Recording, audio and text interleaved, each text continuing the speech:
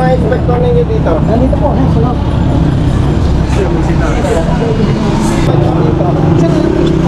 Nagpapalitan po kami dito. Apat po. Apat? Apo. Tapos po mga Ibig sabihin, ano bang nangyari? Pagdating dito, pinapatanggal. Kasi hindi ako supervisor, ako supervisor, hindi ako naglalagay doon. Malimit natin ito sa loob sa release na papel. Ano ba nangyari? Yung magpapakakalabi na Oo, diba dito po yung diretso na to? Oo, diretso to sa inspection area. Nangyari po kasi yung sinitan ko kasi yung sa Euro.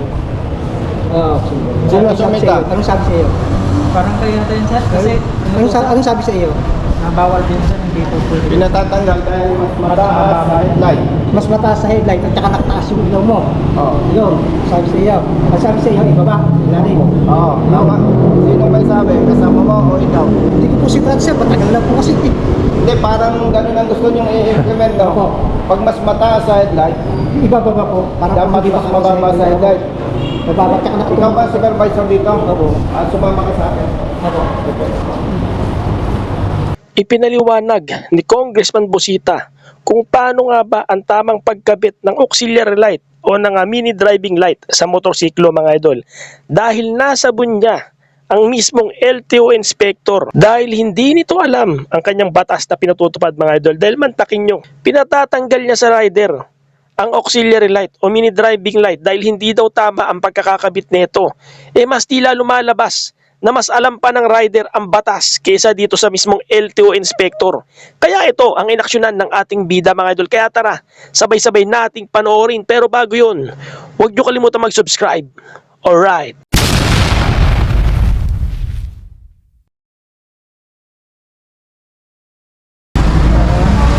Magandang araw po sa ating lahat. Nandito po tayo ngayon sa Alaminos City, Pangasinan. Kasama ang ating butihing Congressman Busita para personal na aksyonan ang isang problema na dinulog ng ating kapatid na rider na taga-Alaminos. Mula Cavite, 301 kilometers, bumiyahe tayo papunta dito sa Alaminos City para ayusin po itong nasabing problema. Para sa lahat po ng mga babagong pasok sa live, share po ang ating video and enjoy watching po.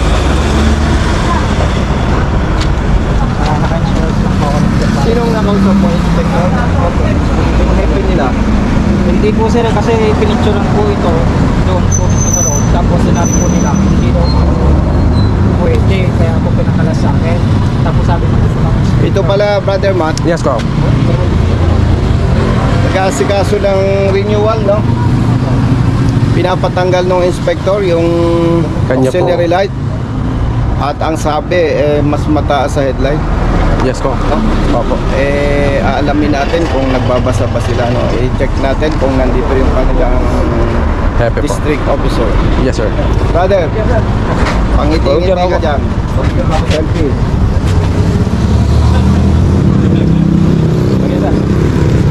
Kumain ka na, kumain ka na. Brother, May idea ako sa inyo. dito ka pa. Sabi ba nawag na po ka Sa manawag dati. Ay, kampi pala ito eh. No? Yes po. Tropa. Tropang rider.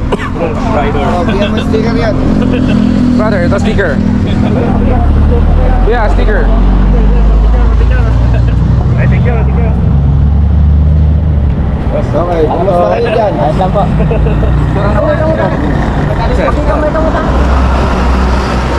Manuri. Salamat po. Thank you, brother. Sino hindi pa kumain? Salamat po sir. Mabuti. Kasi kung hindi ka pa kumain, hindi magagastos na ako. Meron pa po. Nakikita yung layo, nakikita mo. Salamat po. Layo naman ito. 300 kilometers. Hindi. Apayan mo ko ba? Manuri. Manuri. Okay na po. Salamat po. Sector mo sir. Bigyan, bigyan na. Thank you po. Salamat po.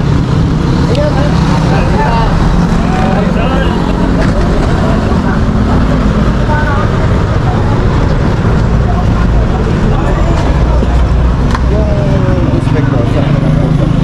Dito po lumabas po na sir. Nalabas. Si Hepe, andyan. Si Hepe, andyan. Diyan po. Wala kayo babae. Kausapin ko. Sige po. Yung inspector ninyo, brother. Ilan kayong inspector? So, binibigay sila yung buwan dito, karamihan. Kasi wala na kami. Sino nag-inspect ng motor mo? Yung nagpapatanggal ng auxiliary light. Hindi ko tumatandaan, sir. Ay, dito po, sir. Dito po, sir. And then, nung pumunta ka dito, sinong nagsasabing tanggalin mo talaga? Dito po ako dito. Di ba pumunta ka dito? Pero, Sinong nakausap mo dito? yung inspector po, sir. Anong itsura? Ilan ba ang inspector ninyo dito? Bali, kapapalit ko lang. Kailan ka pumunta dito? January itong 2024. Ako yung inspector. Natatandaan niyo po ba, sir? Halika nga.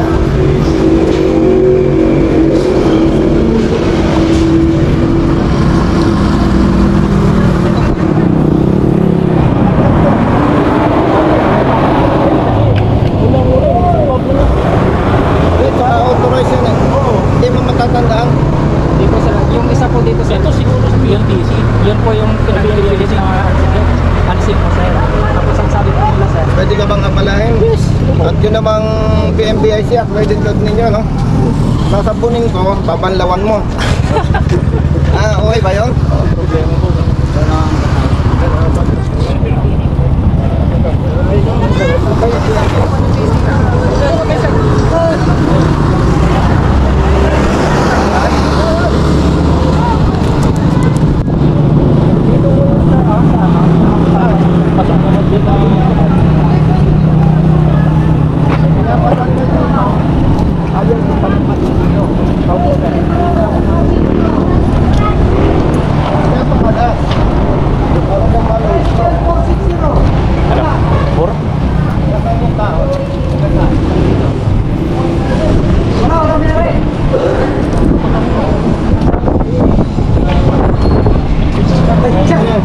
Sino yung mga inspector ninyo dito? Nandito po, sa loob.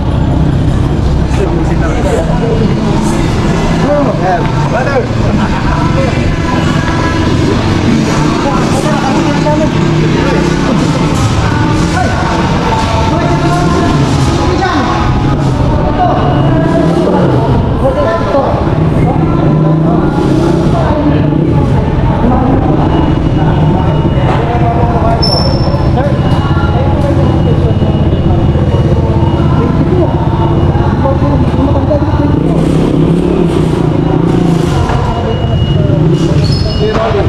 Rory. Hindi ano, hindi ano. Siyang doon. Ilan pa kayo yung inspector dito? Nagpapalitan po kami dito. Apat po.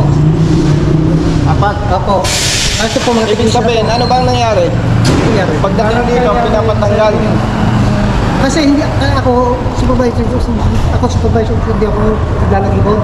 Malimit na dito sa loob sa register ko. O, sir, ganun po, sir. Ano ba nangyari? Yung magpapakatalaga Oo, diba dito po yung diretso na po? Oo, diretso to sa inspection area. Nangyari po kasi yung pinitahan ko sa iyo. Pag-iral. Oo. Sino sumita? Anong sabi sa iyo? Parang kaya tayo, sir. Kasi, Anong sabi sa iyo? bawal din, sir. Hindi po pwede. Pinatatanggal dahil mas mataas sa headlight. Mas mataas sa headlight at saka nakataas yung ilaw mo. Oo. Yun, sabi sa iyo. Ang sabi sa iyo, ibaba. Ilalim. Oo, tama. Sino may sabi? Kasama mo o ikaw? Hindi ko po sigurado sir, matagal na po kasi. Hindi, parang ganun ang gusto nyong i-implement, no? Opo. Pag mas mataas sa headlight, Ibababa ko. Para dapat mas mababa sa headlight. Bababa, tsaka Ikaw nakatulog. ba supervisor dito? Opo. Sumama ka sa akin. Opo.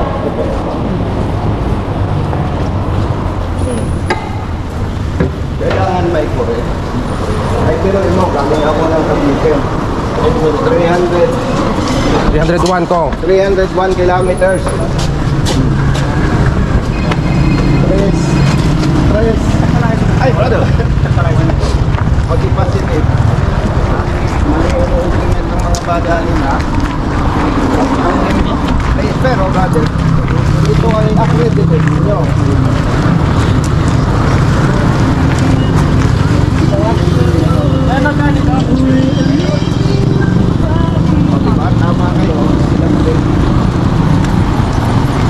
brother, Opo, sa pagkakaalam mo, dapat ito mas mababa sa headlight. Opo, yung po. Yun na po dinatang ko rito po na ano. Hindi tatama kita. Opo, opo. Hindi pag ano, hindi naman pag lang. Siyempre, sige, pero magkukulit sa kanila. Hindi kaya.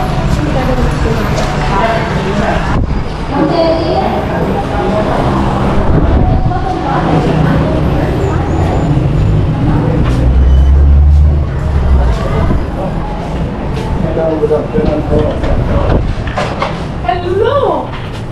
Pamilya. Sana tayo. Hindi na tayo nagkikita, nabusog na tayo sa punto. Tayo susumbong ako sa iyo, Hepe.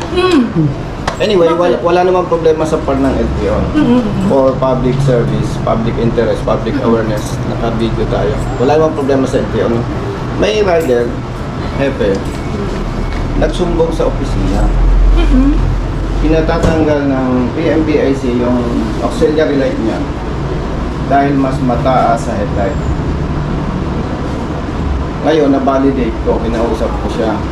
Pinatatanggal nila, ayaw nilang palusutin sa PMBIC kung ang auxiliary light mas mataas sa headlight. Samantalang doon sa memo ng LTO, ito alam niya eh. Kasi kinausap ko siya, hindi ko pa sinasabi sa kanya yung problema. Alam niya, Hepe, na kapag ka auxiliary light, ang pinag-uusapan lang kapatid, kaya kita iniharap kay Hepe. Si Hepe ang magko-correct sa inyo, hindi ako. Kapag nandun sa memo kapatid, kapag auxiliary light, dapat mas mababa sa handlebar. Yan. Hindi binanggit na dapat mas mababa sa headlight. Alam ng inspector mo, ang problema doon sa PMBIC, inuobliga na sila na tanggalin. Eh hindi natin papayagan yon. May kalayuan ng Alamino City sa Cavite. 301 kilometers. Ngayon, ayaw ko naman, Hepe, tatawag ako sa iyo na hindi tayo nagkakaharap-harap, baka mali ang sumbong. Kaya itong ating inspector, si Brother Malo, isinama mo. Malinaw sa pagdating ko dito, tinanong ko kay Brother Carlo, walang problema yung motor ni Rider doon sa auxiliary light. Sabi ko, teka, samahan mo ko sa PMBIC.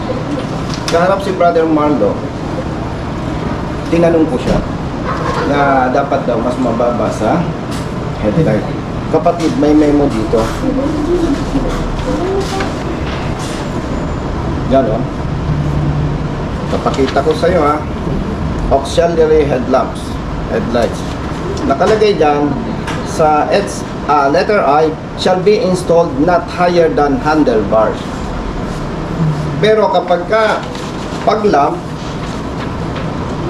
dapat shall be installed below headlamp.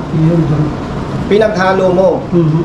Ang uso ngayon, yung sinasabing mekos-mekos. Huwag kang nakikiuso sa mekos-mekos.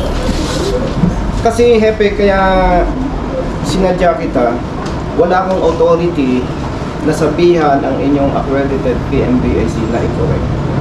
Kayo yung may authority. At iniharap ko, yan, may witness. Okay sa tao mo, hindi okay sa kanila. Ay, alam mo, Hepe, napakahalaga ng auxiliary lights sa mga madidilim na lugar, malubak, makipot kalsada, naulan. Hindi sapat kasi, Hepe, yung headlights ng motorsiklo. Ang ano lang naman natin, kapatid, doon tayo sa tama. Opo. Hindi natin binabangga ang gusto ng LTO na ipatupad. No. Kaya nga nabanggit ko kay Hepe na nakabideo tayo para alam din ng iba na katulad mo na mali ang pinatutupad. Ang masama nito, Hepe, ang implikasyon, LTO yung hindi marunong. Oh, see?